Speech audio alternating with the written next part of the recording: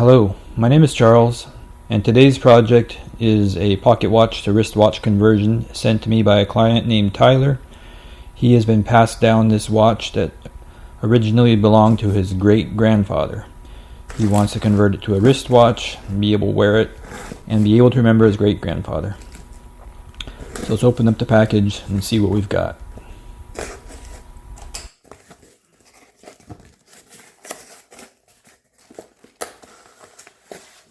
It looks like he's included a copy of the emails we've exchanged so I can identify the watch easily.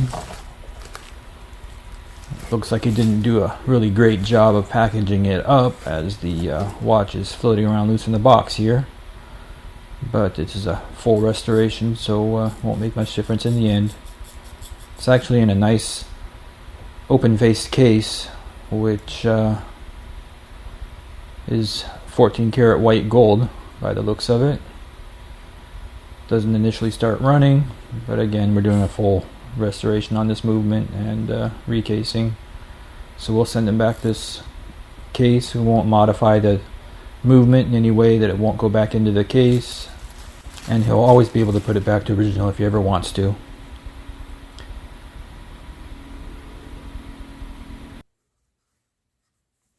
So let's get it underneath the microscope and see what we're working with.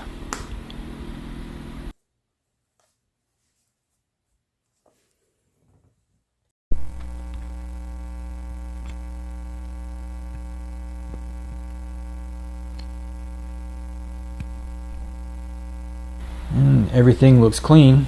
There's no rust damage, no broken parts. This is going to be a straight up, pretty routine servicing on this movement to get it back to working condition.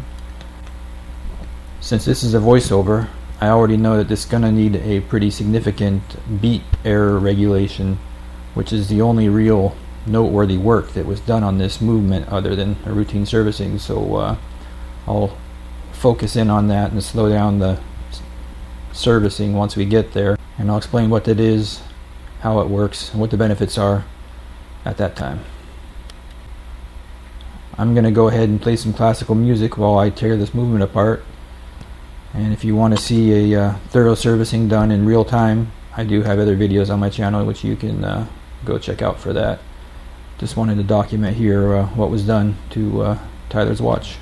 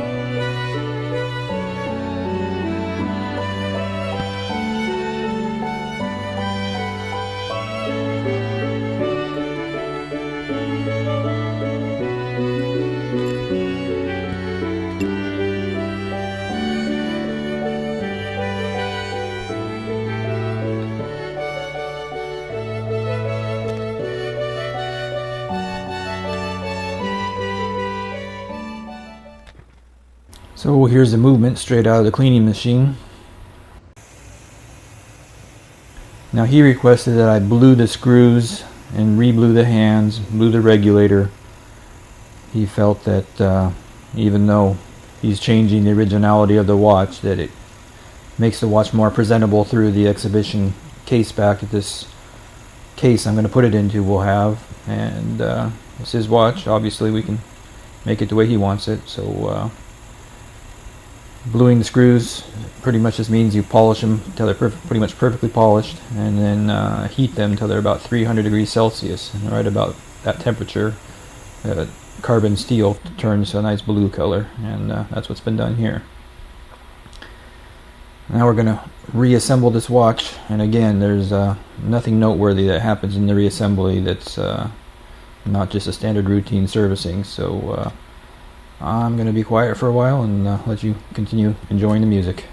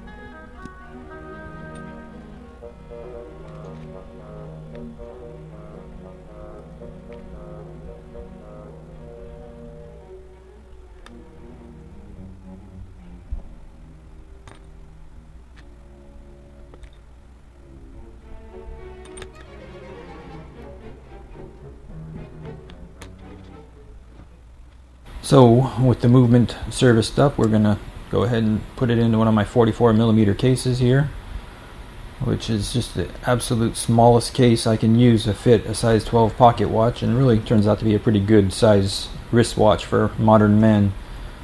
The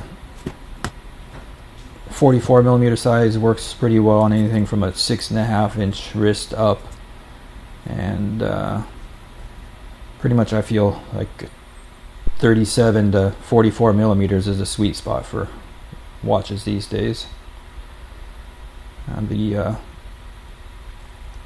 bezel's been cut so it's exactly the diameter of the movement, so there's no right and left movement at all. And in order to keep the movement from clanging around in the case up and down, I put a little Loctite on the screws and back those screws out until they just touch the case back. You'll see here. And by doing this, we have removed any lateral movement and any horizontal movement in the case, and keeps movement tight. So we put it on the timing machine here and see that we have a nice strong amplitude at about 270 or so, but our beat error is way out at 7.8 milliseconds. We want to see that under 1 millisecond. A lot of people will say under 2 milliseconds is fine on pocket watches, but we can do better than that. So I'm going to let down the power in the mainspring here so we can find out where this balance rests naturally between the banking pins and figure out which direction we need to rotate the balance on the hairspring. I'm going to stop the balance here and take a look. I'm going to mark up the image here on the screen with and the two red dots are the banking pins, and the red line is the pallet fork. And you can see the pallet fork is closer to the right banking pin than the left, which means it's out of beat in that direction. So I need to rotate our hairspring counterclockwise on the balance to bring the balance into beat. And in order to do that, I need to take the balance back out of the watch, and in just a second here I'll show you how that's done.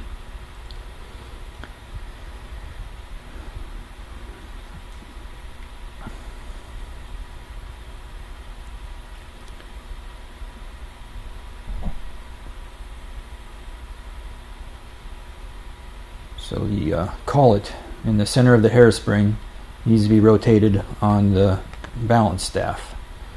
I'll get it into focus,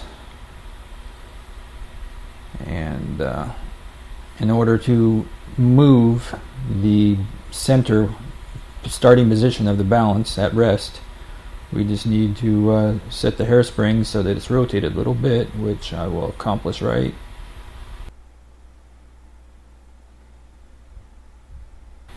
There. And that's my best guess as to what's going to be pretty close to in beat. So we'll put this back into the movement.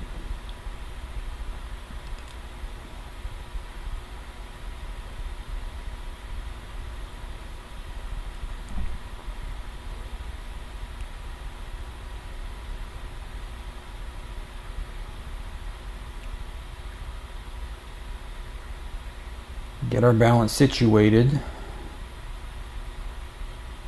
And stop the balance and see where the pallet fork is in relation to those banking pins.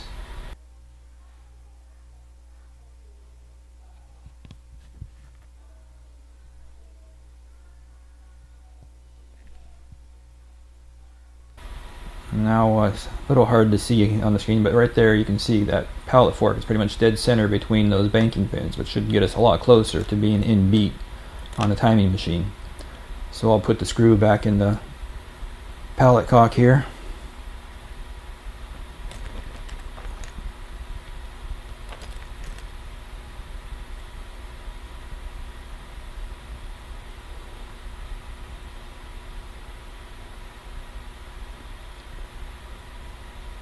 And we'll wind it up.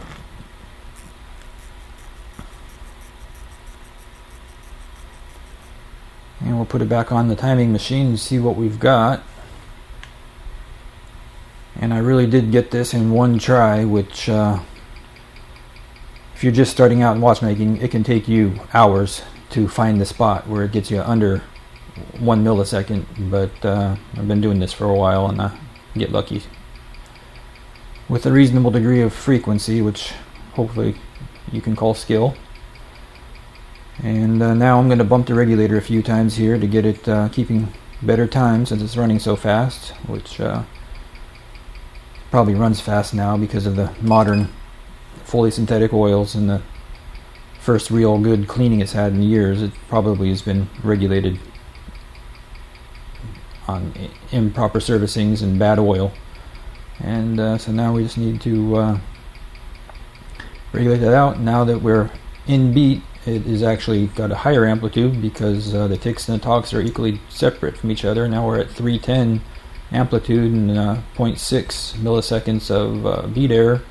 It's a rate of 3 seconds fast per day up and down, which will slow down a little bit over the course of the day, so I think we've leaving that in a good spot. I don't recommend swimming with these pocket watch conversions in the 44mm size that I make, because the bezels pop on. They're not a screw-on bezel, but they are sealed and they are watertight, and I'm going to demonstrate that here to 3 atmosphere, 3 bar, which is equivalent to 30 meters below water. And as you can see, they are watertight watches, even to 30 meters water resistance. Again, I don't like swimming with anything that doesn't have screwed down crown and bezel and case back, but it does pass the water test. Now Tyler requested a brown and black band for this one, so he can change them out as he pleases, and these are quick change bars on these bands, so you don't need any tools. You just need a thumbnail.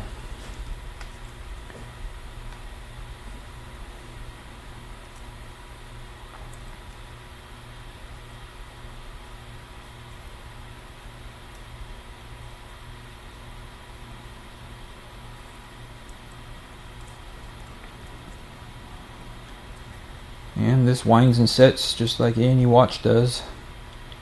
Pull the crown out, set it to the time. You can wind.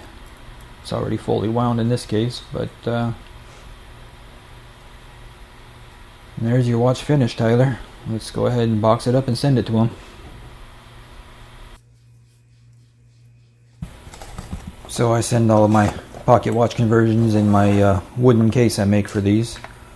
Since Tyler has his original case, and I wanted to keep it together with his watch so that he can keep his family heirloom all together, I went ahead and laser cut into the foam a spot for this case.